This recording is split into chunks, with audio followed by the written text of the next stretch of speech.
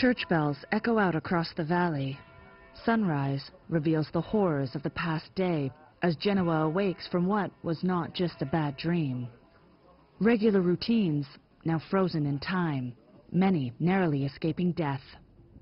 The collapse of the Morandi Bridge has shaken the city and the country. We will end the operations whenever we are sure that nobody's under the rubble anymore.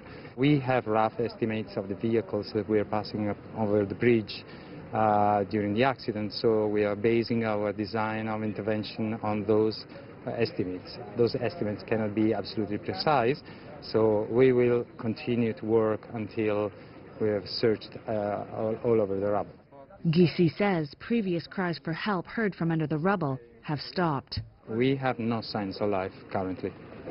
While more than 400 firefighters from across the country, along with 1,000 other search and rescue personnel, refuse to give up, Italians are demanding answers.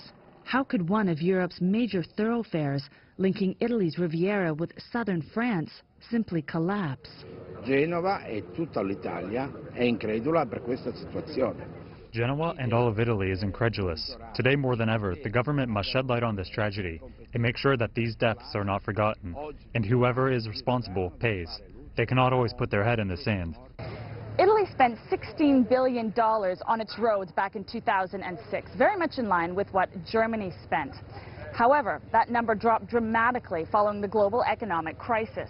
While expenditure has improved since, Italy's Transport Ministry says this disaster just highlights the dilapidation of Italy's transportation sector.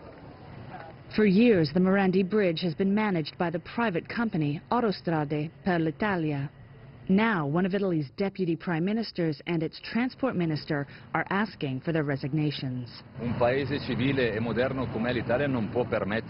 a modern and civilized country like Italy, we cannot afford to see tragic events like this. It is not acceptable, and those who made a mistake will have to pay. The first action we will obviously take is check the contract with Autostrada, revoke this concession, and heavily penalize those who I think have not fulfilled the clear contractual maintenance obligations. The bridge, opened in 1967, had undergone recent repairs, yet for years experts had voiced concern of a tragedy waiting to happen. And now fingers are also pointing at the governing five-star movement for describing those warnings as fairy tales. A criminal investigation has been launched. Italy's Prime Minister Giuseppe Conte has declared a state of emergency following the worst bridge collapse in Europe since 2001.